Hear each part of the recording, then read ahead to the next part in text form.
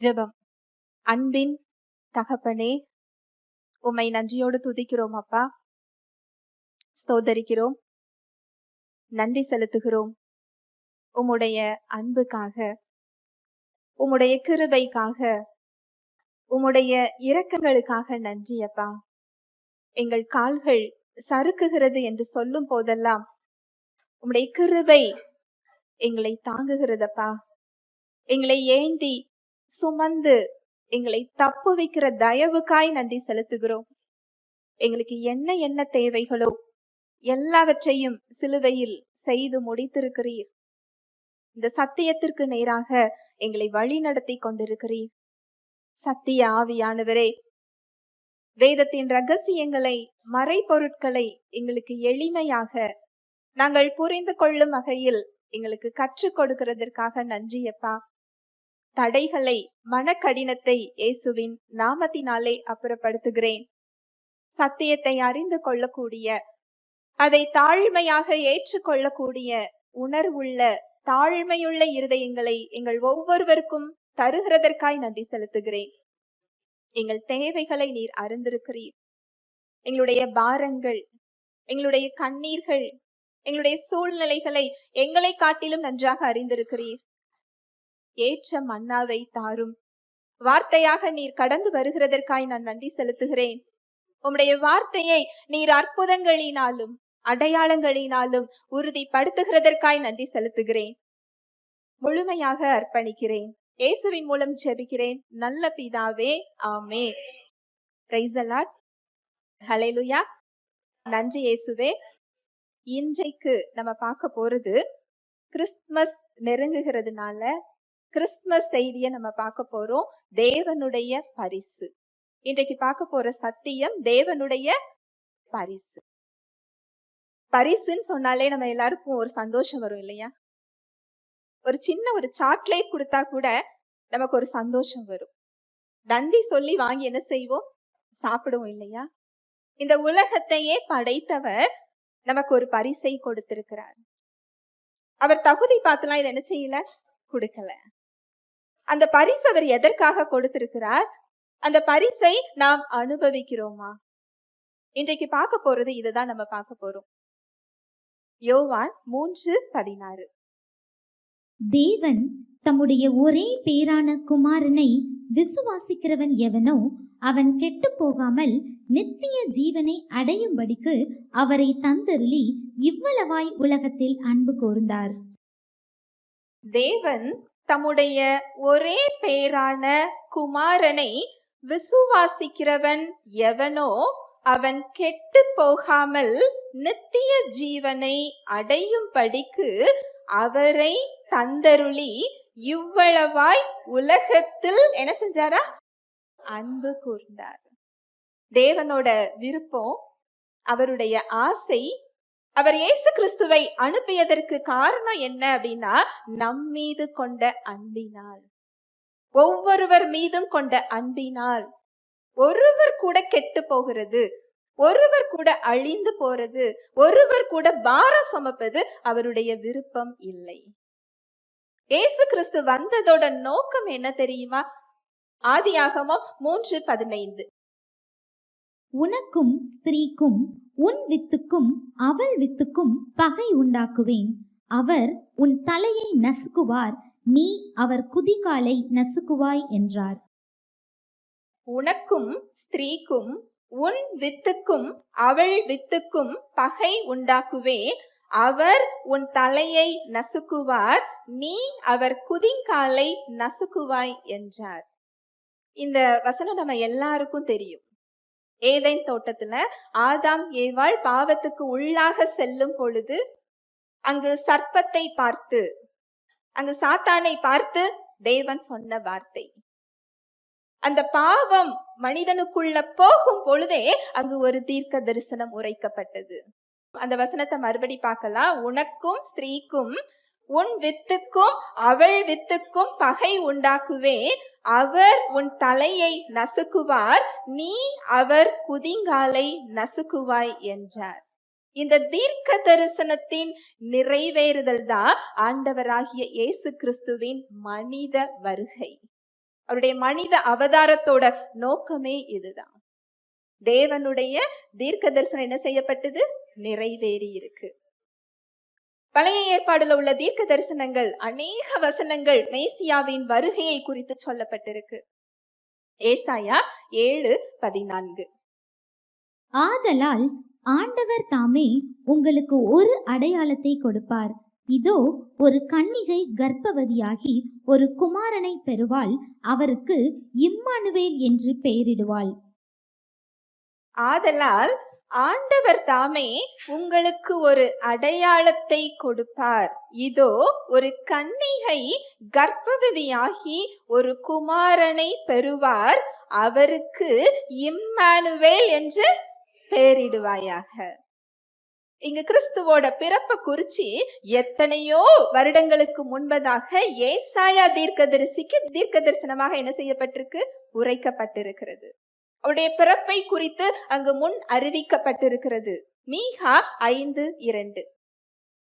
எப்பிராத்தா என்னப்பட்ட பெத்லெகேமே, நீ யூதேயாவில் உள்ள ஆயிரங்களுக்குள்ளே சிறியதாயிருந்தும் இஸ்ரவேலை ஆளப் போகிறவர் உன்னிடத்திலிருந்து புறப்பட்டு என்னிடத்தில் வருவார். அவருடைய புறப்படுதல் அநாதி நாட்களாய் பூர்வத்தினுடையது. எப்பிராத்தா எனப்பட்ட பெத்லெகேமே, நீ யூதேயாவில் உள்ள ஆயிரங்களுக்குள்ளே சிறியதாயிருந்தும் இஸ்ரவேலை ஆளப்போகிறவர் உன்னிடத்திலிருந்து புறப்பட்டு என்னிடத்தில் வருவார். அவர் என்ன விதமாக பிறப்பார்ங்கிறது மாத்திரம் இல்ல, எந்த இடத்தில் பிறப்பார் என்பதும் அங்க என்ன செய்யப்பட்டது? அறிவிக்கப்பட்டது. இன்னும் நிறைய தீர்க்க தரிசனங்களை சொல்லலாம். அவர் என்ன பாடுபட போகிறார், அங்கு என்னெல்லாம் நடக்கும், அவர் எகிப்துக்கு கொண்டு போகப்பட்டு எப்படி திரும்ப கொண்டு வருவார், எல்லாவித தீர்க்க தரிசனங்களும் இருக்கு. இங்க இயேசு கிறிஸ்து பிறந்தது இந்த தீர்க்க தரிசனத்தின் நிறைவேறுதல். அங்கு ஏரோது ராஜா, அந்த சாஸ்திரிகள் இயேசு கிறிஸ்துவோட பிறப்பை யூதருக்கு ராஜா பிறந்திருக்கிறார் அப்படின்னு சொன்ன உடனே தனக்கு போட்டியாக ஒரு ராஜா பிறந்திருக்கிறார்னு சொல்லி அவர் என்ன செஞ்சாரா அப்படின்னா, அங்கு சிறு குழந்தைகள் 3 வயதுக்கு உட்பட்ட ஆண் குழந்தைகள் எல்லாரும் என்ன செய்ய சொன்னாரா? கொல்ல சொன்னாரா? ஒரு ராஜா, அவர் கையில அதிகார பலம் இருக்கு, படை பலம் இருக்குது. இத்தனை எதிர்ப்புகளுக்கும் மத்தியில அங்கு தன்னுடைய தீர்க்க தரிசனத்தை அவர் அங்க என்ன செய்கிறார்? நிறைவேற்றுகிறார். இது எதை குறிக்குது தெரியுமா? அவர் சொன்ன சொல் என்ன செய்ய மாட்டார்? மாற மாட்டார். அது சூழ்நிலைகளால என்ன செய்ய முடியாது? தடுக்க முடியாது. மனிதர்களால என்ன செய்ய முடியாது? தடுக்க முடியாது. உலகத்துல உள்ள எந்த ஆற்றலாலும் அதை என்ன செய்ய முடியாது? தடுக்க முடியாது. இது நமக்கு ஒரு பெரிய நம்பிக்கையை கொடுக்குது. இன்னைக்கு அநேக வாக்கு தத்தங்களை நீங்க பெற்றிருக்கலாம். உங்களுக்கு நிறைய வார்த்தைகளை அவர் கொடுத்திருக்கலாம். அந்த இடத்துல அதை நீங்க இன்னும் பார்க்காம காத்து கொண்டிருப்பீர்கள் என்றால், வாக்கு மாறாதவர், சொன்ன சொல் தவறாதவர், அவர் சொன்ன ஒரு வார்த்தை கூட என்ன செய்யாதா? தவறி போகாது. அங்க மோசே, யோசுவா, இஸ்ரவேல் ஜனங்களை பார்த்து சொல்லுவாங்க, அவர் சொல்லப்பட்ட வாக்குறுதிகளில் ஒரு நல் வார்த்தைகளாயிலும் என்ன செய்யல? தவறி போகவில்லை. என்ன ஒரு சாட்சி பாருங்களேன். அவர் சொன்ன எல்லாவற்றையும் அவர் என்ன செஞ்சாரா? நிறைவேற்றினார். எத்தனையோ பிரச்சனைகள் அங்க இஸ்ரவேல் மக்கள் அங்க அனுபவிச்சுக்கிட்டு தான் வந்தாங்க. எத்தனையோ தடைகள், அங்க வனாந்தரத்துல தடைகள், அங்க எதிரி நாடுகள் அவங்கள சண்டை போட வருது, அவங்களுக்கு ஏராளமான எதிரிகள். அத்தனை சூழ்நிலைகளுக்கு மத்தியிலையும் உன்னை அந்த தேசத்துக்குள்ள கொண்டு போய் சேர்ப்பேன் என்று சொன்னவர் அங்க என்ன செய்யல? மாறவில்லை. ஆனா ஒரே ஒருவர் தான் அதற்கு தடை. உங்க சூழ்நிலைகளும் கிடையாது, உங்களை எதிர்த்து வர்றவங்களும் கிடையாது, உங்க பிரச்சனைகளும் கிடையாது, சாத்தானும் கிடையாது. அப்ப என்ன தடை தெரியுமா? நாம தான் தடை. உங்க சிந்தனைகள் தான் தடை. உங்க சிந்தனைகள்ல நீங்க எதை அனுமதிக்கிறீங்களோ அதுதான் எப்படி இருக்குது? தடையாக இருக்கிறது. ஹல்லேலூயா, பிரைஸ் தி லார்ட். இயேசு கிறிஸ்து மேசியா இந்த உலகத்தை மீட்பதற்கு, மனுக்குலத்தை மீட்பதற்கு அவர் வருவார், மீட்பை கொடுப்பார் என்ற தீர்க்க தரிசனத்தின் நிறைவேறுதல் அது. எப்பேற்பட்ட ஒரு பரிசு இல்லையா? இந்த மேசியா இந்த மீட்பர் எதற்காக பிறந்தார்? எதற்காக அவர் மனிதனாக வந்தார்? அவர் வந்த நோக்கம் என்ன? ஒரு பெரிய ஒரு விஐபி நம்ம ஊர் வழியா போகணும் அப்படின்னு சொன்னா எத்தனை விளம்பரம், எத்தனை பாதுகாப்பு, எத்தனை கார் இல்லையா? இந்த சர்வத்தையும் படைத்தவர் எங்க பிறந்தார் தெரியுமா? மாட்டு தொழுவத்துல. இது எதை காண்பிக்கிறது தெரியுமா? அவருடைய தாழ்மையை காண்பிக்கிறது. பொன்னும் வெள்ளியும் யாருடையது? அவருடையது. ஒரு சங்கீதத்துல சொல்லப்பட்டிருக்கும், நான் ஆட்டுக்கடாவோட ரத்தத்தை நான் விரும்புவேனோ, காளையின் மாம்சத்தை நான் புசிப்பேனோ, என்கிட்ட உள்ளதை வாங்கி நீங்க என்கிட்டயே கொடுக்குறீங்களா அப்படின்னு கேட்பாரு. என்கிட்ட என்ன இல்லைன்னு சொல்லி நான் உங்ககிட்ட எதிர்பார்க்கணும்னு கேட்கிறாரு. அவர் கேட்கிறது ஒன்றே ஒன்றுதான், உங்களை கேட்கிறார். ஹல்லேலூயா, பிரைஸ் தி லார்ட். உங்க இருதயத்தை கேட்கிறார். அவர்கிட்ட இல்லாத எதையும் நம்ம கொடுக்க போறது இல்லை, எல்லாமே அவருடையது. அவர் நினைத்திருந்தால் ஒரு பெரிய விளம்பரத்தை அவர் கொடுத்திருக்கலாம். அவர் நினைத்திருந்தால் ஒரு அரண்மனையில ஒரு இளவரசனாக அவர் என்ன செஞ்சிருக்கலாம்? பிறந்திருக்கலாம். அவர் தேர்ந்தெடுத்த இடம் மாட்டு தொழுவம். அங்க அவருடைய பிறப்பை அவர் அறிவித்தது ராஜாக்களுக்கு இல்லை. இந்த ஊர்ல உள்ள விஐபி எல்லாம் யாருன்னு அவர் என்ன செய்யல? லிஸ்ட் போடல. பெரிய மனுஷங்க யாருன்னு அவர் என்ன செய்யல? பார்க்கல. அவர் பிறப்பு யாருக்கு அறிவிக்கப்பட்டது தெரியுமா? மேய்ப்பர்களுக்கு. வாசிக்கலாம், லூக்கா 2வது அதிகாரம் 7 வசனத்திலிருந்து வாசிக்கலாம். அவள் தன் முதற் பேரான குமாரனை பெற்று சத்திரத்திலே அவர்களுக்கு இடமில்லாதிருந்தபடியினால் பிள்ளையை துணிகளில் சுற்றி முன்னணியிலே கிடத்தினாள். அப்பொழுது அந்த நாட்டிலே மேய்ப்பர்கள் வயல்வெளியில் தங்கி ராத்திரியிலே தங்கள் மந்தையை காத்து கொண்டிருந்தார்கள். அவ்வேளையில் கர்த்தருடைய தூதன் அவர்களிடத்தில் வந்து நின்றான். கர்த்தருடைய மகிமை அவர்களை சுற்றிலும் பிரகாசித்தது. அவர்கள் மிகவும் பயந்தார்கள். தேவதூதன் அவர்களை நோக்கி, பயப்படாதிருங்கள், இதோ எல்லா ஜனத்துக்கும் மிகுந்த சந்தோஷத்தை உண்டாக்கும் நற்செய்தியை உங்களுக்கு அறிவிக்கிறேன். இன்று கர்த்தராகிய கிறிஸ்து என்னும் இரட்சகர் உங்களுக்கு தாவீதின் ஊரிலே பிறந்திருக்கிறார். பிள்ளையை துணிகளில் சுற்றி முன்னணியில் கிடத்தி இருக்க காண்பீர்கள். இதுவே உங்களுக்கு அடையாளம் என்றான். அந்த க்ஷணமே பரமசேனையின் திரள் அந்த தூதனுடனே தோன்றி, உன்னதத்தில் இருக்கிற தேவனுக்கு மகிமையும் பூமியிலே சமாதானமும் மனுஷர் மேல் பிரியமும் உண்டாவதாக என்று சொல்லி தேவனை துதித்தார்கள். அவருடைய பிறப்பு முதல்ல யாருக்கு அறிவிக்கப்பட்டுச்சா? மேய்ப்பர்களுக்கு. என்ன பார்க்கிறவர் யாரும் இல்லையே, நான் ஒதுக்கப்பட்டு இருக்கிறேனே, என் இருதயத்தை தேவன் அறிவாரா என்று கேட்டால், அந்த உடைந்த உள்ளத்தை ஆற்றவும் தேற்றவுமே அவர் வந்தார். அதை குணமாக்க அவர் வந்தார். அவருடைய இரக்கத்துக்கு அளவே இல்லையா. வசனம் சொல்லுது, அவர் இரக்கத்தில் ஐஸ்வர்யவான். ஐஸ்வர்யவான் அப்படின்னா செல்வந்தர்களை சொல்லுவாங்க இல்லையா? அளவுக்கு அதிகமா அவங்க கிட்ட செல்வம் என்ன செய்யும்? இருக்கும். தேவனுக்கு அவருடைய பெயர் என்ன சொல்லப்பட்டிருக்குன்னா, இரக்கத்தில் ஐஸ்வர்யவானா. அவர் மனதுருக்கம் உள்ளவரா. ஒரு குஷ்டரோகி இயேசு கிறிஸ்துவை பார்த்து, உமக்கு சித்தமானால் என்னை சுத்தமாக்கும்னு கேட்கிறாரு. அந்த காலத்துல குஷ்டரோகிகள் எல்லாம் ஊருக்கு புறம்பாக ஒதுக்கி வச்சிருப்பாங்க. ஊருக்கு புறம்பாக ஒதுக்கி வச்சிருந்தாங்கன்னா குடும்பத்தோட அவரால் என்ன செய்ய முடியாது? இருக்க முடியாது. அவர் உடம்புல மாத்திர நோய் இல்ல, அவருடைய மனதிலையும் உறவுகளால வந்த பிரிவு, அவமானம், துக்கம், எல்லா காரியங்களும் அவரை மேற்கொண்டு இருக்கும். இயேசு கிறிஸ்து அவரை தொட்டு என்ன செஞ்சாரா? எனக்கு சித்தம் உண்டு, நீ சுத்தமாகு. அங்க சரீரத்தை மட்டும் அவர் சுகமாக்கல, அவருடைய உள்ளத்தை தொடுகிறார். அந்த காயத்தை அவர் தொடுகிறார்.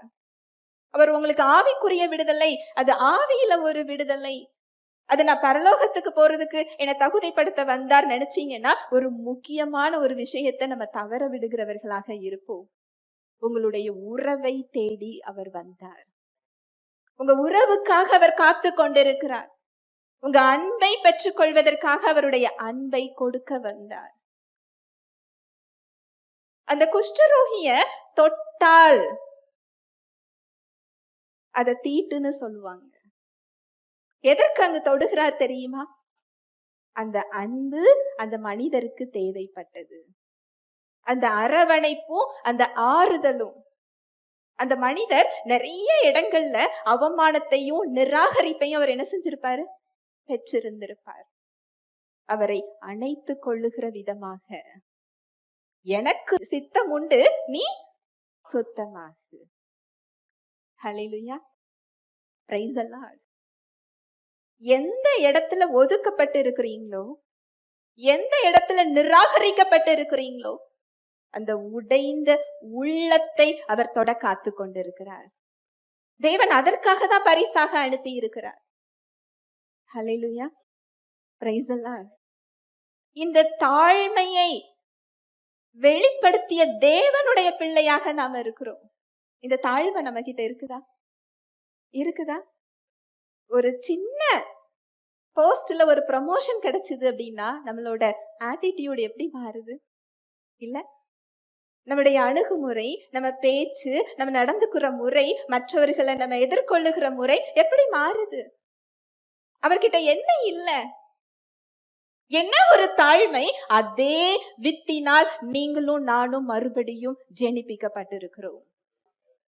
ஹல்லேலூயா, பிரைஸ் தி லார்ட். ஆண்டவராகிய இயேசு கிறிஸ்து பிறந்ததோட நோக்கம் என்ன அப்படின்னா, மனுக்குலத்தை பாவத்திலிருந்து மீட்பதற்காக. வாசிக்கலாம், மத்தேயு 1:21. அவள் ஒரு குமாரனை பெறுவாள், அவருக்கு இயேசு என்று பெயரிடுவாயாக, ஏனெனில் அவர் தமது ஜனங்களின் பாவங்களை நீக்கி அவர்களை இரட்சிப்பார் என்றான். அவர் ஒரு குமாரனை பெறுவார், அவருக்கு இயேசு என்று பெயரிடுவாயாக, ஏனெனில் அவர் தமது ஜனங்களின் பாவங்களை நீக்கி அவர்களை இரட்சிப்பார் என்றார். ஜனங்களோட பாவங்களை நீக்குவதற்காக. பழைய ஏற்பாடு காலத்துல பாத்தீங்க அப்படின்னு சொன்னா, தேவனோட ஒப்புரவாகுகிறதற்கு அவங்க பலி கொடுக்க வேண்டி இருந்தது. லேவியராகமத்துல சொல்லப்பட்டிருக்கும், இரத்தம் சிந்துதல் இல்லாமல் பாவ மன்னிப்பு இல்லை. ஒரு இரத்தம் சிந்தப்பட வேண்டும். பழைய ஏற்பாட்டு காலத்துல மக்கள் என்ன செய்வாங்கன்னா, ஆலயத்துக்கு அவங்க ஆட்டுக்கடாக்களை கொண்டு போவாங்க. அத ஆசாரியர்கள் அந்த இரத்தத்தை அவர்கள் மீதும் தெளித்து, தன் மீதும் தெளித்து, அந்த இரத்தத்தை மகா பரிசுத்த ஸ்தலத்துல உள்ள கிருபாசன தண்டில தெளிப்பாரு. அதற்கு பிறகுதான் தேவனோட ஆசீர்வாதத்தை அந்த மக்களால் என்ன செய்ய முடியும்? பெற்றுக்கொள்ள முடியும். இந்த ஆட்டுக்குட்டியோட இரத்தம் மக்களோட பாவங்களை மூடியது. அந்த மூடிய காரியத்துக்கு கீழே பாவம் என்ன செஞ்சது? இருந்தது. அந்த இரத்தத்தினால அதை போக்க முடியல. மனிதர்களுடைய பாவம், தேவன் எவ்வளவு அன்புள்ளவரோ, தேவன் எவ்வளவு இரக்கம் உள்ளவரோ, தேவன் எவ்வளவு உருக்கம் உள்ளவரோ, அதே அளவுக்கு அவர் நீதியுள்ள தேவன். அவருடைய கேரக்டர் அது, அவருடைய இயல்பு அது. அவருடைய நீதி தவறுக்கு ஒரு தண்டனை என்ன செய்யும்? கேட்கும். அந்த இயல்பை அவர் மாற்ற முடியாது, அவர் மாற்றவும் மாட்டார். ஆனா அவருடைய அன்பு அந்த தண்டனைய நமக்கு கொடுக்க விரும்பாமல், அங்கு அவருடைய குமாரனாகிய கிறிஸ்துவின் மீது என்ன செய்யப்படுகிறது? சுமத்தப்படுகிறது. ஒட்டுமொத்த மனுமக்களின் பாவமும் அந்த பாவத்திற்கான விளைவும் தண்டனைகளும் அவர் மீது என்ன செய்யப்படுது? சுமத்தப்படுகிறது. இதற்காக தான் தேவன் மாம்சத்தில் வெளிப்பட்டார். ஹல்லேலூயா, Praise the Lord. 1 யோவான் 2:2. நம்முடைய பாவங்களை நிவர்த்தி செய்கிற கிருபாதார பலி அவரே. நம்முடைய பாவங்களை மாத்திரமல்ல, சர்வ லோகத்தின் பாவங்களையும் நிவர்த்தி செய்கிற பலியாயிருக்கிறார். நம்முடைய பாவங்களை நிவர்த்தி செய்கிற அப்படின்னா சரி செய்கிற கிருபாதார பலி அவரே. கிருபாதார பலி அப்படின்னா என்ன அர்த்தம் அப்படின்னா, ஆங்கிலத்துல ப்ராபிடேஷன் சொல்லப்பட்டிருக்கும். அந்த வார்த்தைக்கு என்ன அர்த்தம் அப்படின்னா, தேவனுடைய கோபத்தை சாந்தப்படுத்துதல்னு அர்த்தம். அங்க இயேசு கிறிஸ்து எதற்காக பலியானார் சொன்னா, அவருடைய பலி மனிதர்களுடைய பாவத்தின் மீது தேவனுக்கு இருந்த கோபத்தை அது சாந்தப்படுத்தி இருக்கிறது. ஹல்லேலூயா, பிரைஸ் தி லார்ட். நம்முடைய பாவங்களை நிவர்த்தி செய்கிற கிருபாதார பலி அவரே. நம்முடைய பாவங்களை மாத்திரமல்ல, சர்வலோகத்தின் பாவங்களையும் நிவர்த்தி செய்கிற பலியாய் இருக்கிறார். ஒரு தாய்க்கு குழந்தை பிறந்த உடனே என்ன சந்தோஷம், என்ன மாதிரி கனவுகள்லாம் இருக்கும் இல்லையா? அந்த குழந்தை பெருசா வரணும், அதோட வாழ்க்கை எப்படி அமையணும், அது எப்படி ஒரு சீரும் சிறப்புமாக வாழணும் இந்த உலகத்துல, அப்படியெல்லாம் ஒரு கனவு இருக்கும். அந்த குழந்தை வளர வளர அந்த குழந்தைக்குமே அந்த கனவு என்ன செய்ய ஆரம்பிச்சிரும், வர ஆரம்பிச்சிரும். ஆனால் நம்முடைய இரட்சகர் பிறந்து வந்ததே மரிக்கிறதற்காக, மரணத்திற்காக தான் அவர் என்ன செஞ்சாரா, பிறந்து வந்தார். எப்பேற்பட்ட ஒரு அன்பு இல்லையா? இவ்வளவாய் தேவன் உலகத்தை என்ன செஞ்சாரா, அன்பு கூர்ந்தார். இதை விட அவருடைய அன்பை அவரால் நம்ம கிட்ட என்ன செய்ய முடியாது, வெளிப்படுத்த முடியாது. தன்னுடைய இருதயத்தை அவர் திறந்து காண்பித்திருக்கிறார். கல்வாரி சிலுவையின் அடையாளம் அதுதான். தேவனே உங்க அன்பை எனக்கு வெளிப்படுத்துங்க வெளிப்படுத்துங்க நம்ம சூழ்நிலைகள்ல தேடுறோம். அவர் அந்த அன்பு இன்னது என்பதை அவர் அங்கு இயேசு கிறிஸ்துவின் மூலம் என்ன செஞ்சிட்டாரு, வெளிப்படுத்திட்டாரு. இந்த பாவத்தின் மீதான அந்த தண்டனையும், அந்த பாவம் என்ன இயல்போ எல்லாமே அங்கு சிலுவையில் சரி செய்யப்பட்டிருக்கிறது. எப்படி இந்த விலங்குகளோட இரத்தம் அந்த பாவங்களை மூடியதோ, இயேசு கிறிஸ்துவின் இரத்தம் நம்மை பாவங்களற என்ன செஞ்சிருக்குதா, கழுவி இருக்கிறது, சுத்தப்படுத்தி இருக்கு. எப்பேற்பட்ட ஒரு விடுதலை இல்லையா? அவர் என்ன விலை கிரயம் செலுத்தி இருக்கிறார் அப்படிங்கறதோட அர்த்தம் நமக்கு இன்னும் என்ன செய்யல, புரியல. வருஷ வருஷம் கிறிஸ்துமஸ், வருஷ வருஷம் ஈஸ்டர், அது ஒரு பாரம்பரியமா என்ன செஞ்சுக்கிட்டு இருக்கு, போய்கிட்டு இருக்குது. ஒரு பெரிய விலை கிரயம் அங்கு செலுத்தப்பட்டிருக்கு. இதை கொடுப்பதற்காக அவர் வந்தார். அவர் வந்ததன் நோக்கம் அதுதான். இந்த பரிசு எப்படி நமக்கு கிடைச்சிருக்கு அப்படின்னா, முழுக்க முழுக்க இலவசம், முழுவதும் இலவசம். உங்க கையில ஒரு சாக்லேட் நான் தரேன். அந்த சாக்லேட்டோட டேஸ்ட் உங்களுக்கு எப்படி தெரியும்? சாப்பிட்டு பார்த்தாதான் என்ன செய்யும், தெரியும். நீங்க அதை முதல்ல ஏற்றுக்கொள்ளணும். அந்த சாக்லேட்டை வாங்கி அதை நீங்க சாப்பிட்டாதான் அதை அனுபவிக்க முடியும். அது போல சிலுவையில் ஒரு பரிசு கொடுக்கப்பட்டிருக்கு. அவர் சாதாரண ஒரு இடத்துல இருந்து வரல, தேவன் மாம்சத்தில் வெளிப்பட்டிருக்கிறார். வெளிப்படுத்துதல்ல நீங்க வாசிச்சு பாத்தீங்க அப்படின்னு சொன்னா, மூப்பர்களும் பரிசுத்தவான்களும் தேவ தூதர்களும் 24 மணி நேரமும் பரிசுத்தர் பரிசுத்தர் பரிசுத்தர் என்று ஓயாமல் இரவும் பகலும் துதித்து பாடுகின்ற ஒரு இடத்திலிருந்து அவர் தாழ்மையின் ரூபம் எடுத்து வந்திருக்கிறார். அடிமையின் கோலம் எடுத்தாருன்னு பிலிப்பியர்ல சொல்லப்பட்டிருக்கு. தம்மை தாமே வெறுமையாக்கி. எதனால இயேசு கிறிஸ்துவை எல்லாராலையும் விசுவாசிக்க முடியல தெரியுமா? அவர் கடவுள்ல, எப்படி அவர் மனுஷனா வர முடியும்? ஒரு கடவுள் வந்தா இப்படியா இருப்பாரு? ஏன்னா அதற்குரிய அதிகாரத்துல அவர் என்ன செய்யல, வரல. அதுலதான் சாத்தான் வஞ்சிக்கிறான். அவருடைய சரீரம் அவர்களுக்கு இடரலாக இருக்கிறது. அவர் பலியாகுவதற்காகவே வந்தார். வசனம் சொல்லுது, அவருக்கு அடிமையின் கோலம் எடுத்தார். அவர் அடிமையாக தான் இறங்கி வந்தார். தேவனுக்குரிய அடையாளம் அவர்கிட்ட இல்ல. ஆவியில் அவர் 100% கடவுளாக இருந்தார். சரீரத்தில் அவர் 100% பலவீனமான மனிதனாக அவர் இருந்தார். ஹல்லேலூயா, பிரைஸ் தி லார்ட். எப்படி ஒரு பரிசாக கிடைக்கின்ற ஒரு சாக்லேட்டையோ இல்ல ஒரு பரிசையோ அதை நம்ம பயன்படுத்தினாதான் அதை அனுபவிக்க முடியும். நம்முடைய பாவத்தை போக்க வந்தாரே, பாவத்தின் விளைவுகளை அவர் போக்கி இருக்கிறாரே, அதுவும் இலவசமாக. முற்றிலும் இது இலவசம்தான், ஃப்ரீ கிஃப்ட். எப்பவுமே உலகத்துல நமக்கு இலவசத்துக்கு மதிப்பு கிடையாது. அதுல ஒரு பிரைஸ் ஒட்டினாதான் மதிப்பு இல்லையா? அதேதான் அவரோட விஷயத்திலையும். அதுக்கு என்ன விலையை நம்ம ஒட்ட முடியும் இல்லையா? நான் என்ன செஞ்சு அந்த விடுதலையை நான் பெற முடியும்? நான் இந்த செயலை செய்யறேன், அந்த செயலை செய்யறேன், என் பாவத்தை நான் எப்படியாவது மேற்கொள்ளணும். நம்ம பாவத்தை எப்படியாவது மேற்கொள்ள முடியும் அப்படின்னா கிறிஸ்து வர தேவையில்லையே. உங்க பலத்துல உங்களால பாவத்தை என்ன செய்ய முடியாது, மேற்கொள்ளவே முடியாது. சாத்தான் எப்படி வஞ்சிக்கிறான் இல்லையா? என் சரீரத்தை நான் ஒடுக்கணும், அடக்கணும்.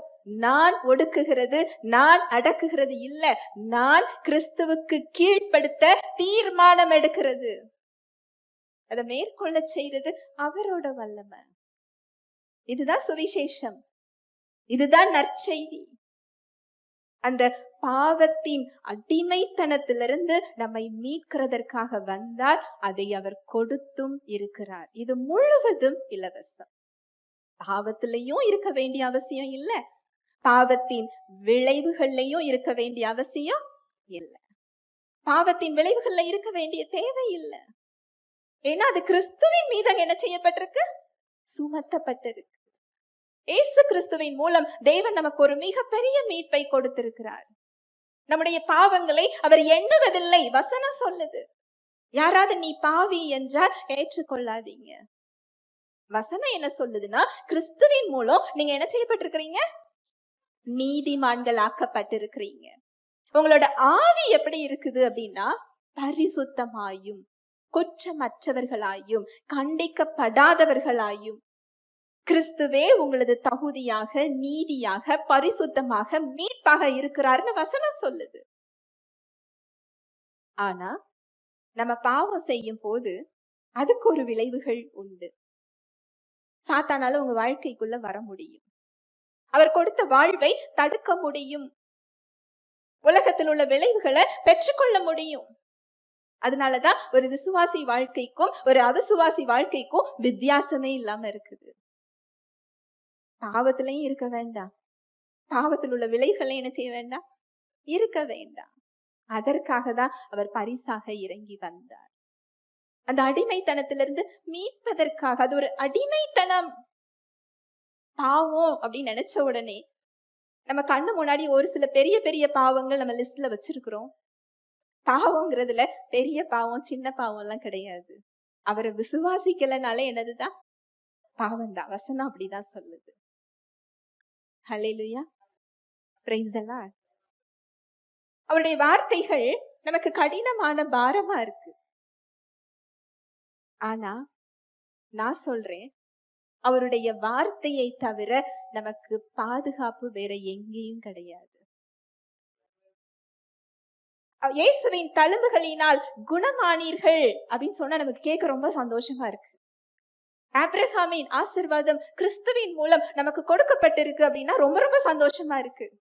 ஆனா ஒரு கன்னத்துல ஒண்ணு அரைஞ்சா நீ மறு கன்னத்தை காமிங்கிறது நமக்கு எப்படி இருக்கு, கஷ்டமா இருக்கு. அவர் கடவுள் செஞ்சாரு, நான் மனுஷன் தானே அப்படின்னு நினைக்கிறோம். இதை எப்படி செய்ய முடியும், இந்த உலகத்துல இது எப்படி பிராக்டிக்கல் அப்படின்னு நம்ம நினைக்கிறோம். ஆனா ஒரு கன்னத்துல அறையும் போது மறு கன்னத்தை காண்பிக்கிறது தான் நமக்கு பாதுகாப்பு என்பது எத்தனை பேருக்கு தெரியும்? நம்முடைய பாதுகாப்புக்காக தான் அவர் என்ன செய்யறாரு, சொல்கிறார்.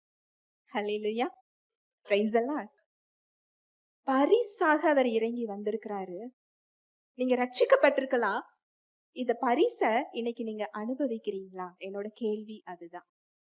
பாவத்திலிருந்தும் என்ன கொடுத்திருக்கிறாரு, விடுதலை கொடுத்திருக்கிறாரு. பாவ விளைவுகள்ல இருந்தும் என்ன செஞ்சிருக்கிறாரு, விடுதலை கொடுத்திருக்கிறாரு. இத நம்ம அனுபவிக்கிறோமா? இத அனுபவிக்கணும்னு சொல்லி தேவன் அன்போடு காத்து கொண்டிருக்கிறார். அவர் கொடுத்த பரிசை நாம அனுபவிக்க வேண்டும் என்று ஆசைப்படுகிறார். இயேசு கிறிஸ்துவை அனுபவிக்க அவர் காத்து கொண்டிருக்கிறார். ஹல்லேலூயா, பிரைஸ் தி லார்ட். இரண்டாவது, அவரு சமாதானத்தை உண்டு பண்ண வந்தாராம். வாசிக்கலாம், லூக்கா 2:14. உன்னதத்தில் இருக்கிற தேவனுக்கு மகிமையும் பூமியிலே சமாதானமும் மனுஷர் மேல் பிரியமும் உண்டாவதாக என்று சொல்லி தேவனை துதித்தார்கள். உன்னதத்தில் இருக்கிற தேவனுக்கு மகிமையும் பூமியிலே சமாதானமும் மனுஷர் மேல் பிரியமும் உண்டாவதாக என்று சொல்லி தேவனை துதித்தார்கள். இந்த வசனம் நிறைய பேருக்கு ஒரு குழப்பமா இருக்கும். பூமியிலே சமாதானம் அப்படிங்கிறது, இந்த பூமியில அவர் சமாதானத்தை மக்களுக்கு கொடுக்க வந்தார் நினைச்சீங்கன்னா, நிச்சயமாக நமக்குள்ள ஒரு சமாதானத்தை அவர் கொடுக்க வந்தார். தேவனோடு நமக்கு சமாதானத்தை கொடுக்க வந்தார். ஆனா நீங்க இயேசு கிறிஸ்துவை இரட்சகராக ஏற்றுக்கொண்டு அவருக்காக வாழ வேண்டும் என்று ஆசைப்பட்டீர்கள் ஆனால், அந்த வழியில இல்லாத நபர்களால உங்களோடு பயணிக்க முடியாது. அங்க சமாதானம் என்ன செய்யாது? உங்களுக்குள்ள இருக்கும். ஆனா எல்லாராலும் உங்க கூட சமாதானமா என்ன செய்ய முடியாது? இருக்க முடியாது. அதுதான் இயேசு கிறிஸ்து ஒரு வசனத்துல சொல்வாரு, நான் சமாதானத்தை கொடுக்க வந்தேன்னு நினைக்கிறீங்களா? இப்பொழுதே பூமியின் மீது அக்கினியை போட வந்தேன். தாய்க்கும் பிள்ளைக்கும், சகோதரனுக்கும் சகோதரிக்கும் இதை விட நெருங்கிய உறவு இல்லை. நீங்க சத்தியத்துக்குள்ள இருந்தீங்க அப்படின்னு சொன்னா, நல்லா கவனிங்க, ரட்சிக்கப்பட்டு உலக அனுபவத்துல போறது வேற. தேவ பக்தியாய் நடக்க மனதாய் இருப்பவர்கள் யாவரும் துன்பப்படுவார்கள். இந்த துன்பம் உண்டு. நம்ம இத அநேக சத்தியங்கள்ல நம்ம பார்த்துக்கிட்டு இருக்கிறோம். நீங்க நோயை சுமக்க வேண்டாம், நீங்க வறுமையில இருக்க வேண்டாம், பாவத்துல இருக்க வேண்டாம், பாவ விளைவுகள்ல இருக்க வேண்டாம், பிசாசோட பிடியில இருக்க வேண்டாம். ஆனா கிறிஸ்துவின் நிமித்தம் வருகின்ற பாடு, மனிதர்கள் மூலம் வருகின்ற நிந்தனை, அவமானம், நிராகரிப்பு, இந்த இடத்தை நம்ம சந்திச்சுதான் ஆகணும். இது எனக்கு வேண்டான்னு சொல்லிட்டு நான் மகிமைக்குள்ள என்ன செய்ய முடியாது? போக முடியாது. சிலுவை இல்லாமல் மகிமை இல்லை. சிலுவையின் பாடுகளுக்கு மத்தியில தான் நமக்கு என்ன கிடைக்கும்? மகிமை உண்டு. இதுல சொல்லப்பட்டிருக்கிற சமாதானம் என்ன அப்படின்னா, தேவனோடு மனிதருக்கு சமாதானம். இப்போ நீங்க ஒரு காரியத்துக்காக ஜெபிக்கிறீங்க, இல்ல ஒரு தவறு செஞ்சுட்டீங்க, இல்ல தேவனோட உறவுல கொஞ்ச நாளா உங்களால போக முடியல, நேரம் கொடுக்க முடியல, உலகத்துக்கு பின்னாடி போயிட்டீங்க. ஒரு முக்கியமான ஒரு காரியத்துக்காக ஜெபிக்கும் போது உங்க உள்ளத்துல என்னெல்லாம் கேள்வி வரும்? என் ஜெபத்தை கேட்பாரா? நான் பைபிள் வாசிக்கலையே, நான் ஆலயத்துக்கு போகலையே, நான் இதெல்லாம் செஞ்சிருக்கிறேனே, அவர் முன்னாடி முழங்கால் போட கூட எனக்கு தகுதி இல்லையே, அவர்கிட்ட பேசினா என் குரல் அவர் கேட்பாரா, என் மேல கோபமா இருக்கிறாரோ? இந்த எண்ணம் எத்தனை பேருக்கு வரும்? வருதா? நிச்சயமா வரும். இந்த குற்ற மனப்பான்மை இல்லாம அவரோடு நமக்கு சமாதானத்தை என்ன செஞ்சிருக்கிறாரா? கொடுத்திருக்கிறார். உங்க செயல்கள்னால இல்ல. நம்ம பிறக்கும் போதே எப்படிதான் பிறந்தோமா? பாவத்துலதான் பிறக்கிறோம், பாவியாக தான் பிறக்கிறோம். ஆதாமுடைய வித்தினால் நம்ம என்ன செஞ்சிருக்கிறோம்? இந்த உலகத்துக்குள்ள வந்திருக்கிறோம். பிறந்த குழந்தை கேன்சர்ல பிறக்குது. அது என்ன பாவம் செஞ்சது? பாவமே தெரியாத வயசு. பாவம் நிறைஞ்ச உலகத்துக்குள்ள அது கால் எடுத்து என்ன செய்யுது? வைக்கிறது. அதுதான் பாவம். அப்படிப்பட்ட உலகத்துலதான் நீங்களும் நானும் என்ன செஞ்சுக்கிட்டு இருக்கிறோம்? வாழ்ந்து கொண்டிருக்கிறோம். பொதுவா 2 விதமான பாவம் உண்டு. இது உங்களுக்கு புரிந்ததுன்னு சொன்னா தேவன் கிட்ட தைரியமா உங்களால போக முடியும். ஒன்று பொதுவான பாவம், ஜெனரல் சின். இந்த பொதுவான பாவங்கிறத தான் இப்ப சொன்னேன். ஒரு குழந்தை பிறக்கும் போதே எப்படி பிறக்குது? ஜெனட்டிக் ப்ராப்ளத்துல பிறக்குது, கேன்சர்ல பிறக்குது, ஒரு 2 மணி நேரத்துல இறந்துரும்னு சொல்லியே குழந்தை என்ன செய்யுது, பிறக்குது. இது பொதுவான பாவம். இது அம்மா அப்பா செஞ்ச பாவமோ, முன்னோர்கள் செஞ்ச பாவமோ? அங்க கேக்குறாங்க சீஷர்கள், இது யாரு செஞ்ச பாவம்? இது யாரு செஞ்ச பாவமும் இல்ல, தேவ நாமம் மகிமைப்பட போகுதுன்னு சொல்றாரு. உடனே இதை தேவன் தான் கொடுத்துட்டாருன்னு அவர் மேல என்ன செய்யறாங்க, பழி போடுறாங்க. சாத்தான் எப்படி எல்லாம் வஞ்சிக்கிறான் இல்லையா? சத்தியத்தை எந்த இடத்துல உங்களுக்கு தெரியலையோ அந்த இடத்துல சாத்தானால உங்களை அடிமைப்படுத்த முடியும். அதனாலதான் சத்தியத்தையும் அறிவீர்கள், சத்தியம் உங்களை விடுதலையாக்கும். இவன் பெற்றோர்கள் பாவத்திலையும் அப்படி பறக்கல, முன்னோர்கள் பாவத்திலையும் பறக்கல, அவன் செஞ்ச பாவமும் இல்ல. வாட் எவர் இட் இஸ், அது என்ன காரணமாக இருந்தாலும் சரி, தேவனுடைய நாமம் அங்க என்ன செய்ய போகுது, மகிமைப்பட போகிறது. அவர் சொன்னதோட அர்த்தம் அதுதான். இந்த பொதுவான பாவத்துல இருந்தும் ஏசு கிறிஸ்து நமக்கு என்ன கொடுத்திருக்கிறாரு, விடுதலை கொடுத்திருக்கிறாரு. பொதுவான பாவம்ங்கிறது ஆதாம் மூலமாக வந்த பாவம். கேக்குறோம் இல்லையா, ஆதாம் செஞ்ச தப்புக்கு நான் என்ன செஞ்சேன், நாம ஒண்ணுமே செய்ய வேண்டாம்னு சொல்லிதான் ஏசு கிறிஸ்து என்ன செஞ்சிருக்கிறாரு, இறங்கி வந்தார். இன்னொன்று தனிப்பட்ட பாவம். இந்த தனிப்பட்ட பாவத்திலிருந்தும் சிலுவையில் அவர் என்ன செஞ்சிருக்கிறாரு, விடுதலை கொடுத்திருக்கிறார். பொதுவான பாவத்திலும் இருக்க வேண்டிய அவசியம் இல்ல, தனிப்பட்ட பாவத்திலும் இருக்க வேண்டிய அவசியம் இல்ல. அவருடைய ரத்தம் நம்மை பாவங்களற கழுவி சுத்தமாக்கி நம்மை நீதிமானாக்கி இருக்கிறது. தேவன் இன்றைக்கு உங்களை அவர் பார்க்கும் பொழுது பிறந்த குழந்தையாக, கடந்த காலமே இல்லாத ஒரு பிறந்த குழந்தையாக, கிறிஸ்துவின் ரத்தத்தினால் கழுவப்பட்ட ஒரு புதிய சிருஷ்டியாக உங்களை என்ன செய்யறாரு, பார்க்கிறார். உங்க பாவத்தை அவர் நினைவு கூறுவது இல்லை. உங்களை நீதிமானாக பார்க்கிறார். உங்களுடைய குவாலிபிகேஷன் என்ன, உங்க தகுதி என்ன என்றால் கிறிஸ்து தான் உங்களுடைய தகுதி. இப்படிதான் அவர் உங்களை பார்த்து கொண்டிருக்கிறார். அப்போ எந்த அளவுக்கு தைரியமா அவர்கிட்ட போகலாம். உங்க ஜெபங்கள் அங்க அவரால் கேட்கப்படுகிறது. உங்க ஜெபத்துக்கு அவர் செவி சாய்க்கிறார். அவருடைய செவிகள் திறந்தவைகளாக இருக்குதுன்னு காரணம் என்ன அப்படின்னா, கிறிஸ்து தான் உங்க தகுதி. கிறிஸ்து அந்த செயலை என்ன செஞ்சிருக்கிறாரு, செய்து முடித்திருக்கிறார். அவருடைய ரத்தம் அதை செய்திருக்கிறது. ஏன் தகுதி இல்ல, ஏன் செயல் இல்ல, இத புரிந்து கொண்டீங்க அப்படின்னா உங்களுக்கு இந்த சந்தேகம் என்ன செய்யாது, வராது. என் ஜெபத்தை அவர் கேட்பாரா, என்னோட கண்ணீரை அவர் பார்ப்பாரா? உங்க கண்ணீரை பார்க்கிறது மாத்திரம் இல்ல, உங்கள் உள்ளந்திரியங்களை அவர் அறிந்திருக்கிறார். உங்க மன கலக்கங்களை அவர் அறிந்திருக்கிறார். நான் இன்னைக்கு ஜெபிச்சுக்கிட்டு இருந்தேன். நான் பிரேயருக்காக இங்க பக்கத்துல ஒரு இடத்துல தங்கி இருந்தோம், எங்க வீட்டுலதான். எனக்கு மழைய பார்க்கணும்னு ஒரு ஆசை. ஏன்னா எனக்கு மழை பார்த்துக்கிட்டே ஜெபிக்கிறது ரொம்ப பிடிக்கும். ஜெபிச்சுட்டு ஒரு ஆசைதான். ஒரு சின்ன மேகம் இருந்தது. அங்கு எலியா ஒரு கையளவு மேகத்தை சொல்லி மழைய வருவிச்சாரே, நமக்கு அதை தாண்டிய அதிகாரம் என்ன செய்யப்பட்டிருக்கு, கொடுக்கப்பட்டிருக்கே அப்படின்னு சொல்லி ஒரு எண்ணம் வருது. இன்னொரு எண்ணம், இந்த சின்ன விஷயத்துக்காக அவரை நான் பரீட்சை பண்ண மாட்டேன் அப்படின்னு சொல்லிட்டு நான் தியானிக்க ஆரம்பிச்சுட்டேன். உள்ள போன கொஞ்ச நேரத்துல என் மகன் கூப்பிடுறான், மழை பெய்யுதுமா. இதை எதுக்கு சொல்றேன் அப்படின்னா, அவர்கிட்ட நான் கேட்க கூட இல்ல, ஒரு ஆசை உள்ளந்திரியங்களை அவர் என்ன செஞ்சிருக்கிறாரு, அறிந்து வைத்திருக்கிறார்.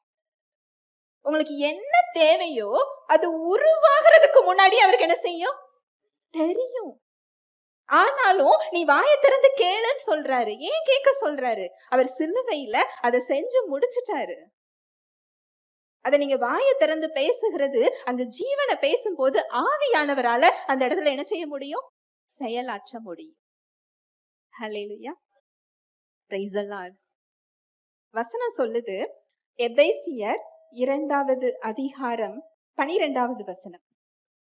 அக்காலத்திலே கிறிஸ்துவை சேராதவர்களும் இஸ்ரவேலுடைய காணியாட்சிக்கு புறம்பானவர்களும் வாக்குத்தத்தத்தின் உடன்படிக்கைகளுக்கு அந்நியரும் நம்பிக்கை இல்லாதவர்களும் இவ்வுலகத்தில் தேவனற்றவர்களுமாய் இருந்தீர்கள் என்று நினைத்து கொள்ளுங்கள். அக்காலத்திலே இயேசு கிறிஸ்துவை சேராதவர்களும் இஸ்ரவேலுடைய காணியாட்சிக்கு புறம்பானவர்களும் வாக்குத்தத்தத்தின் உடன்படிக்கைகளுக்கு அந்நியரும் நம்பிக்கை இல்லாதவர்களும் இவ்வுலகத்தில் தேவனற்றவர்களுமாய் இருந்தீர்கள் என்று நினைத்து கொள்ளுங்கள். அக்காலம்னு சொல்லப்பட்டிருக்கிறது.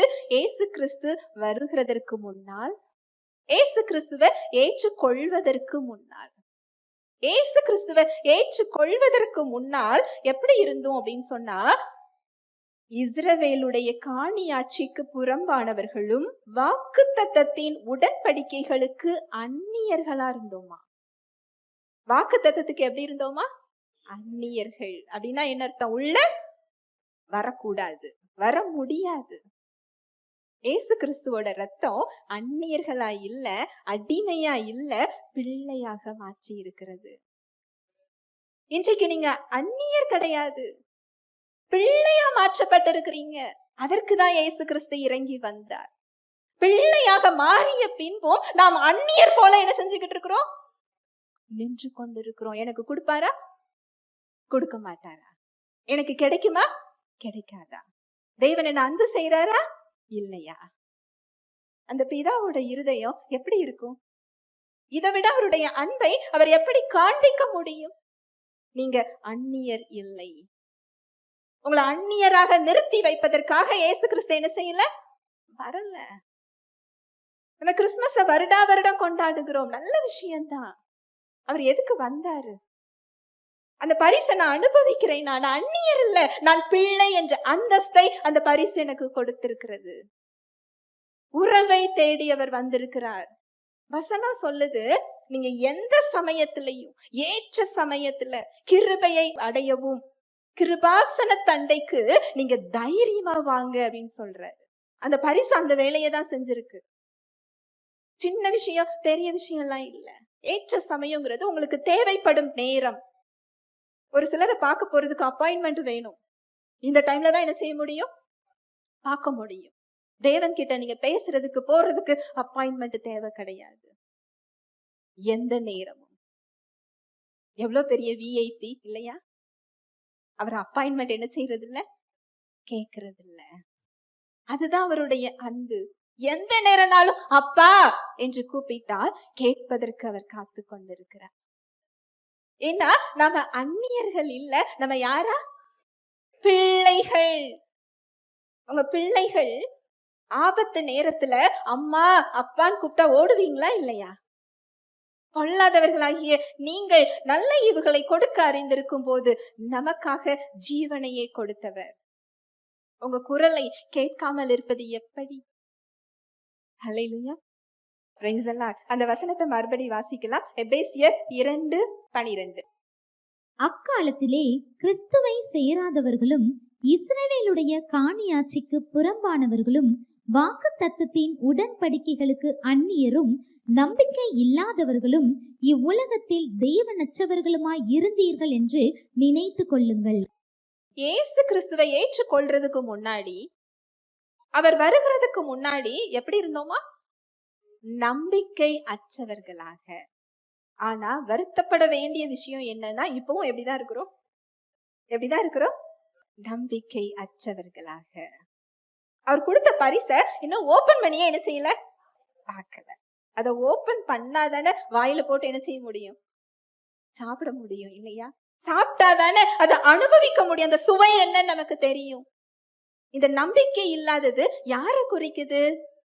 கிறிஸ்துவை ஏற்றுக்கொள்ளாததை குறிக்குது. கிறிஸ்துவை ஏற்றுக்கொண்டவர்களும் நம்பிக்கை இல்லாத இடத்தில் நிற்கிறோம். ஏன்னா நமக்கு ஒரு நம்பிக்கையின் நட்சத்திரமாக அவர் வந்தார். இன்னைக்கு எந்த இடத்துல நீங்க இருந்தாலும் சரி, அவர் நம்பிக்கையை உங்களுக்கு கொடுக்கிறார். நீங்க வேதத்துல எடுத்து பாருங்க, ஒன்றுமே இல்லாத ஜீரோ அப்படிங்கிற இடத்துல இருந்து அங்க அதிபராக அவர் உயர்த்தி இருப்பார். வாழ்க்கையே தொலைத்த ஒரு பெண்மணிக்கு அங்க எல்லாவற்றையும் கொடுத்து ஒரு புதிய வாழ்க்கையை அவர் கொடுத்திருப்பார். கையில எதுவுமே கிடையாது.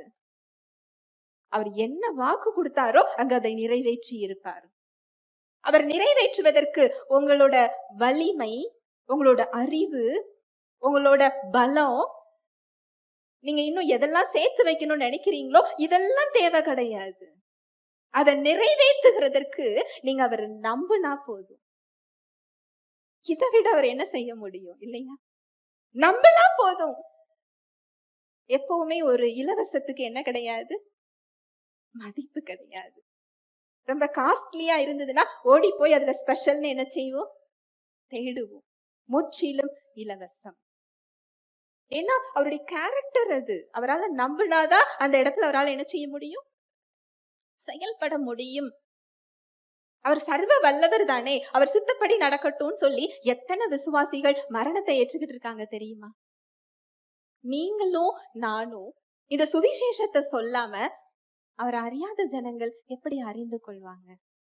வலக்கைக்கும் இடக்கைக்கும் வித்தியாசம் தெரியாத கோடிக்கணக்கான ஜனங்கள் ஏசுனா யாருன்னு தெரியாம நின்று கொண்டிருக்கிறார்கள்.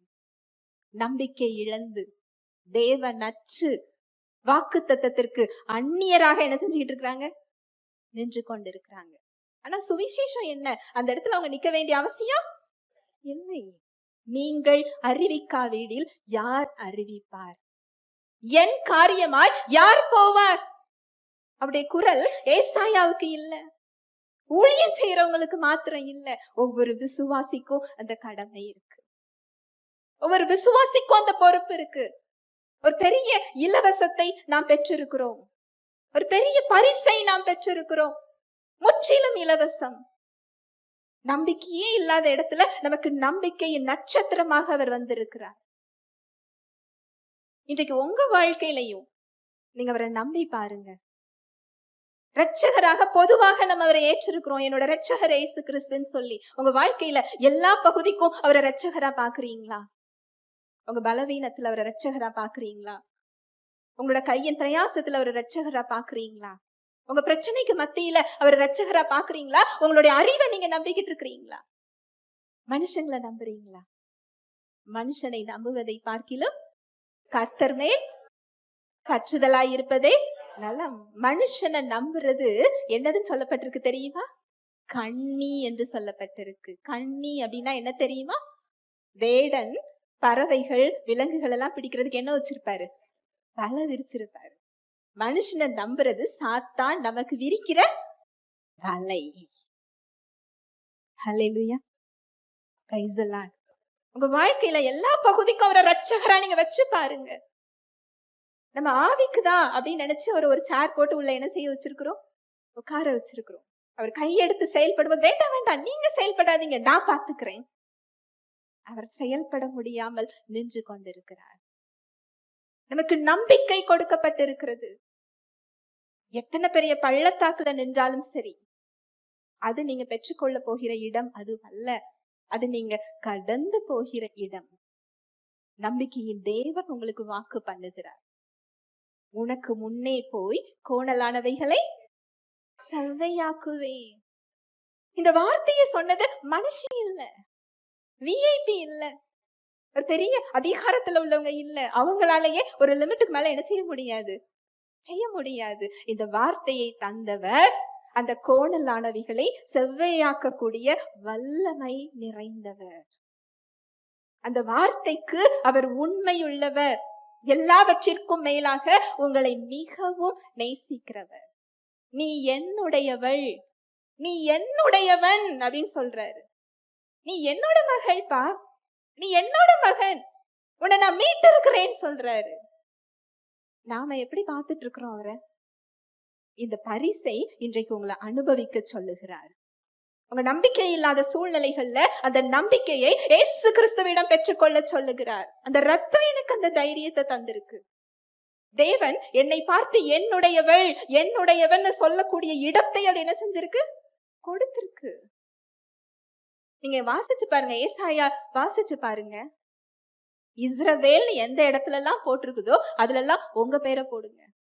இஸ்ரவேலே, எனக்கு பிரியமான யாக்கோபே, அதுல உங்க பேரை போடுங்க. அவர் இன்றைக்கு உங்களை அப்படிதான் என்ன செஞ்சிட்டு இருக்கிறாரு, பார்த்து கொண்டிருக்கிறார். இஸ்ரவேல் அப்படிங்கிறது ஒரு மீட்டு கொண்ட தேசம்.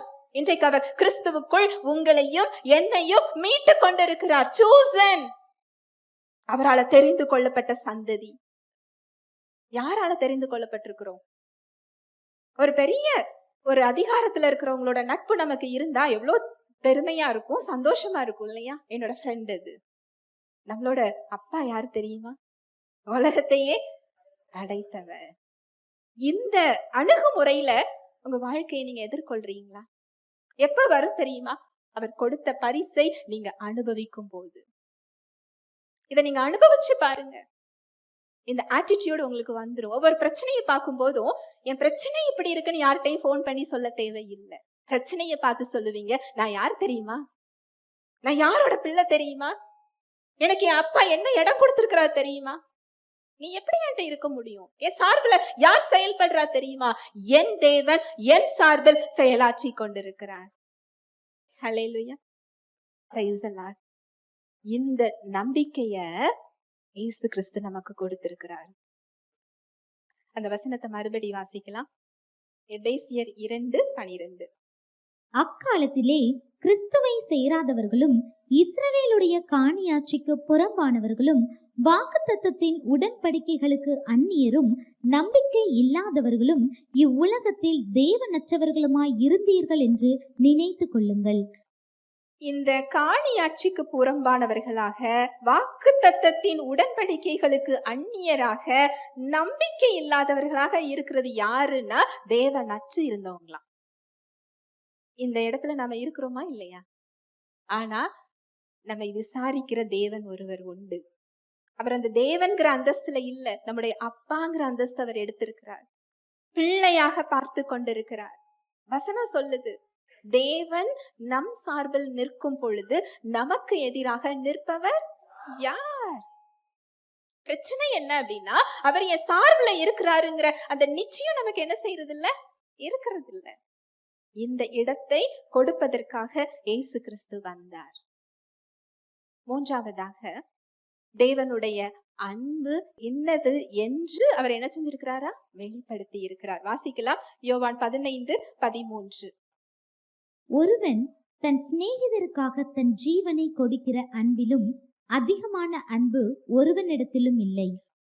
ஒருவன் தன் சிநேகிதருக்காக தன் ஜீவனை கொடுக்கிற அன்பிலும் அதிகமான அன்பு ஒருவரிடத்திலும் இல்லை. எத்தனை பேரு நம்முடைய உறவுகளுக்காக உயிரை கொடுக்க முடியும்? நமக்கு ரொம்ப பிடிக்கும். அது அம்மாவா இருக்கலாம், அப்பாவா இருக்கலாம், கணவரா இருக்கலாம், மனைவியா இருக்கலாம், பிள்ளைகளா இருக்கலாம். யாரு யாருக்காக உயிரை கொடுக்க முடியும்? அப்படி உயிரை கொடுக்கறதுனால ஒரு உயிரை காப்பாற்ற முடியுமா? முடியும்னு சொன்னா ஒருவேளை என்ன செஞ்சிடலாம், கொடுத்துடலாம். அப்படி கொடுக்கறதுனால என்ன செய்ய முடியாது, காப்பாற்றவும் முடியாது. எப்பேற்பட்ட ஒரு அன்பு இல்லையா? இந்த அன்பை நீங்க புரிஞ்சுக்கிட்டு பாருங்களேன். அதாவது இது அறிவா இல்ல, எல்லாருக்கும் வந்தாரு, எல்லாருக்கும் செஞ்சாரு, எல்லாருக்கும் கொடுத்திருக்கிறாரு, எனக்கும் ஒரு பங்கு, அப்படி பார்க்காதீங்க. எனக்காக அவர் ஜீவனை கொடுத்திருக்கிறார். இந்த அன்பு உங்களுக்கு புரிஞ்சுதுன்னு சொன்னா நீங்க கட்டாயப்படுத்தி பைபிள் வாசிக்க வேண்டிய அவசியம் இல்லை. ஆவலாய் தேடி உங்களால வேதத்தை என்ன செய்ய முடியும், வாசிக்க முடியும். சத்தியத்தை கேளுங்க கேளுங்கன்னு ஒருத்தவங்க சொல்ல வேண்டியது இல்லை. இயல்பாகவே அவர் யாருங்கிறத அறிந்து கொள்ளக்கூடிய ஆர்வம் என்ன செஞ்சிரும், வந்துரும். நான் ஸ்கூல் படிச்சு காலேஜ் எல்லாம் படிச்சு முடிச்சதுக்கு அப்புறம் எங்க அம்மா வேதம் வாசிக்காம காஃபி கொடுக்க மாட்டாங்க. அதுக்கு என்ன செய்வேன் அப்படின்னா, எனக்கு காஃபியும் நியூஸ் பேப்பரும் படிக்கிறது ரொம்ப பிடிக்கும். இருக்கிறதுலே குட்டி சங்கீதம் 23வது சங்கீதம். அதை வேக வேகமா வாசிச்சு, அதை வாசிச்சு முடிக்கும் போதே அம்மா எனக்கு காஃபி, நான் பைபிள் என்ன செஞ்சுட்டேன், வாசிச்சுட்டேன். பைபிள் படிக்க ஆசைதான், கொஞ்ச நேரத்துல என்ன வந்துரும், தூக்கம் வந்துரும். மற்ற காரியங்கள் எல்லாம் அட்ராக்டிவா இருக்கும். ஆனா அவருடைய அன்பு தெரிஞ்சதுக்கு அப்புறம் இந்த வேதத்தை மடிய விட்டு கீழே என்ன செய்ய முடியல, இறக்கி வைக்க முடியல. அந்த அன்பு தான். நம்ம நேசிக்கிற ஒருவர் நமக்கு ஒரு மெசேஜ் அனுப்புறாங்க அப்படின்னு சொன்னா, முந்தையெல்லாம் லெட்டர், இப்ப என்னது அனுப்புறாங்க, மெசேஜ். அந்த மெசேஜ எத்தனை தடவை எடுத்து பார்ப்போம், பார்த்துக்கிட்டே இருப்போம் இல்லையா? இந்த வேத புத்தகம் உங்களை நேசிக்கிற தேவன் உங்களுக்கு எழுதிய கடிதம். அவருடைய அன்பை, அவருடைய வல்லமையை, உங்களுடைய வாழ்வை, உங்களுக்கு அவர் கொடுத்திருக்கிற பரிசை, இதெல்லாம் விளக்குகிறது தான் இந்த வேத புத்தகம். இது கடினமா இருக்காது. எப்ப நான் அவரை வாசிக்க போறேன், எப்ப நான் அவரை பத்தி அறிஞ்சுக்க போறேன், எப்ப அவரோட நான் உறவாட போறேன், அவரை தெரிந்து கொள்ளணுங்கிற ஆர்வம் இயல்பாகவே வரும். அந்த அன்பை அறிஞ்சுக்கிறதுலதான். இந்த அன்பை ஏற்கனவே சிலுவையில என்ன செஞ்சுட்டாரா? கொடுத்துட்டாரா? இந்த அன்பு அப்படின்ன உடனே மனுஷ அன்பு போல நம்ம உணர்ச்சிகள்ல தேடுறோம். ஒரு ஆவிக்குரிய கூட்டத்துக்கு போனா, ஒரு ஆவிக்குரிய வொர்ஷிப், அதெல்லாம் அந்த அன்பு நமக்கு என்ன செய்யும்? உணர முடியும். ஆனா தேவனுடைய அன்பு உணர்றதுனால இல்ல, நீங்க அறிந்து கொள்ளும் போது என்ன ஆகும் அப்படின்னா, எந்த சூழ்நிலையிலையும் உங்களால அவருடைய அன்பை என்ன செய்ய முடியும்? அனுபவிக்க முடியும். அது உணர்ச்சியின் அடிப்படையில தேடாதீங்க.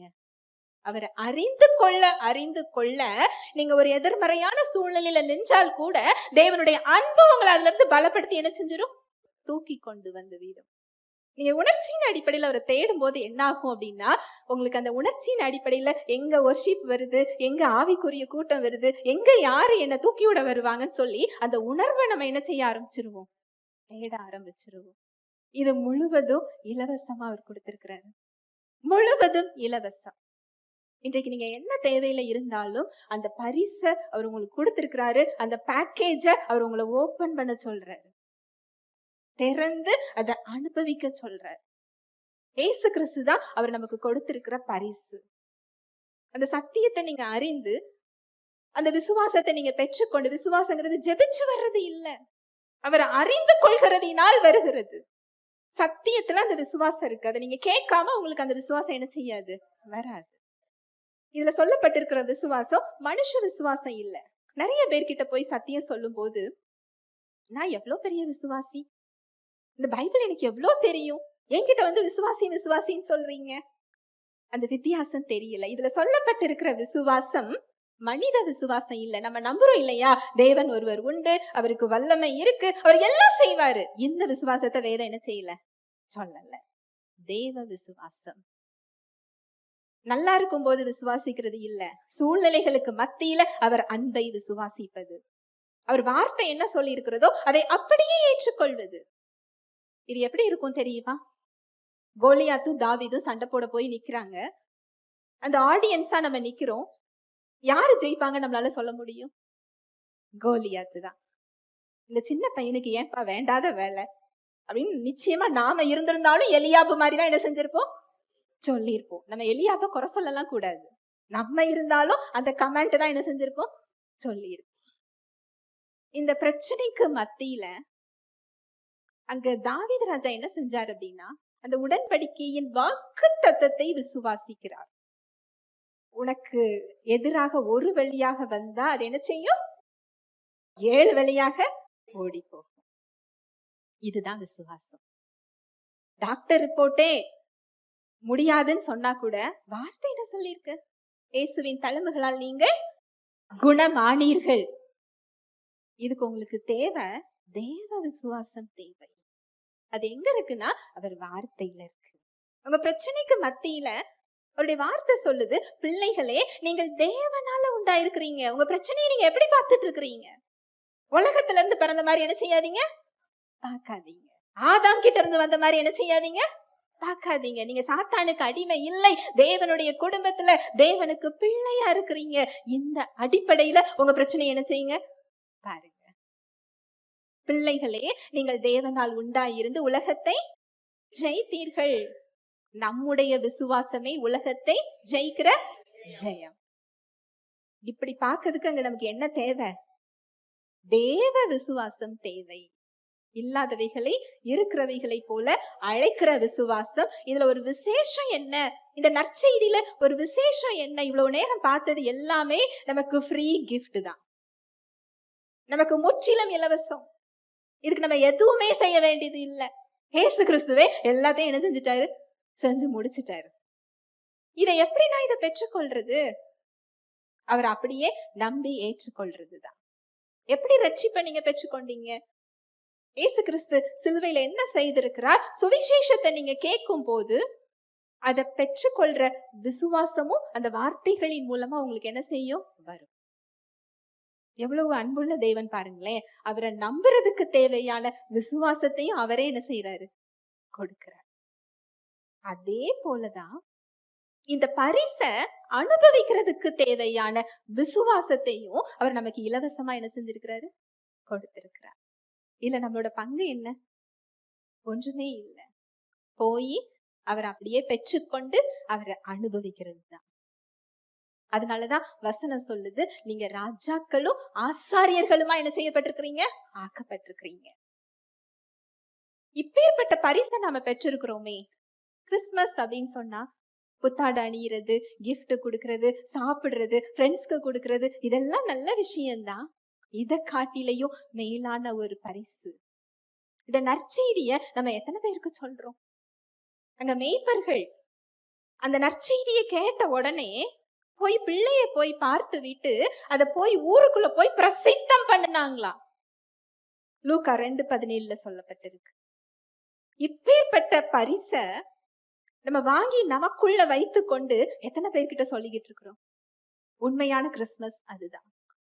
அவர் அறியாத மக்களுக்கு இந்த பரிசை கொடுக்கிறது, இன்ட்ரோடியூஸ் பண்றது. சொல்றோம் இல்லையா, இந்த கடையில ஒரு பொருள் ரொம்ப நல்லா இருக்கு, ரெக்கமெண்ட் பண்றோம் இல்லையா, இயேசு கிறிஸ்துவை எத்தனை பேருக்கு அறிவிக்கிறோம்? அறிவிக்கிறது மாத்திரம் இல்ல, எத்தனை பேருக்கு அவர் கொடுத்ததை வெளிப்படுத்துறோம். வசனம் சொல்லுது, we are peace makers, சமாதானம் பண்ணுகிறவர்கள்.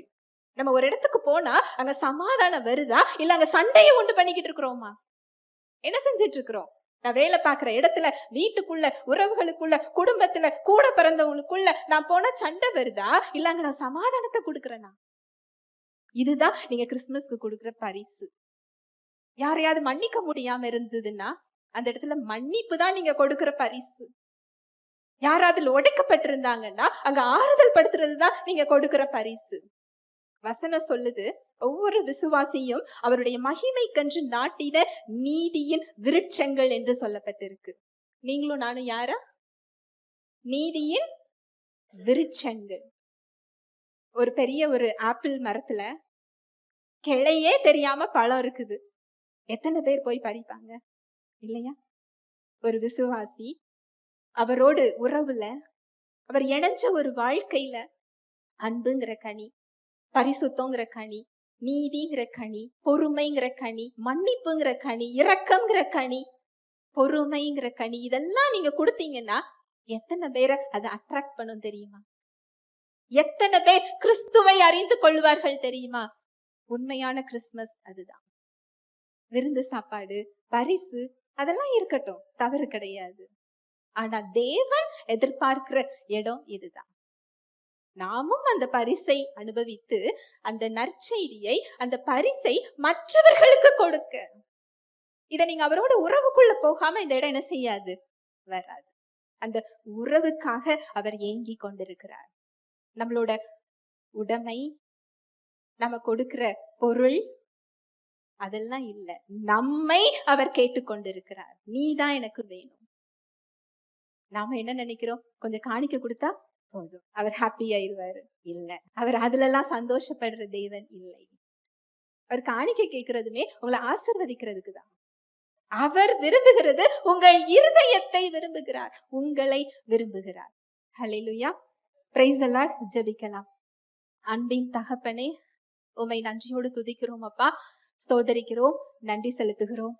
உம்முடைய அன்புக்காக, கிருபைக்காக, இரக்கங்களுக்காக நன்றி அப்பா. எத்தனை பெரிய பரிசை எங்களுக்கு இலவசமாய் கொடுத்திருக்கிறீர். இயேசு கிறிஸ்துவை எங்களுக்கு நீர் பரிசாக கொடுத்திருக்கிறீர். பாவத்திலிருந்தும் பாவ விளைவுகளிலிருந்தும் எங்களை மீட்டெடுத்திருக்கிறார். தேவனோடு எங்களுக்கு ஒப்புரவாக்கி சமாதானத்தை தந்திருக்கிறார். ஏற்ற சமயத்துல இரக்கத்தை பெற்றுக் கொள்ளவும், கிருபையை அடையவும், அவருடைய கிருபாசன தண்டைக்கு போகக்கூடிய தைரியத்தை, தகுதியை, நீதியை அவர் எங்களுக்கு கொடுத்திருக்கிறார். நாங்கள் வாக்குத்தத்தத்தின் உடன்படிக்கைகளுக்கு அந்நியர்கள் இல்லை, நாங்கள் பிள்ளைகளாக மாற்றப்பட்டிருக்கிறோம். எங்களோடு உறவு கொள்ள நீர் ஆசைப்படுகிறீர். எங்களுடைய இருதயத்தை நீர் விரும்புகிறீர். எங்களுடைய அன்பை நீர் விரும்புகிறீர். நாங்கள் நம்பிக்கை அற்றவர்கள் இல்லை, நம்பிக்கையின் தேவன் எங்களுடைய தந்தையாக இருக்கிறீர். நாங்கள் தேவன் அற்றவர்கள் இல்லை, எங்களுக்கு ஒரு தகப்பன் உண்டு, எங்களுக்காக ஜீவனையை கொடுத்த தகப்பன் எங்களுக்கு உண்டு என்ற நிச்சயத்தை எங்களுக்கு நீர் தந்திருக்கிறீரப்பா.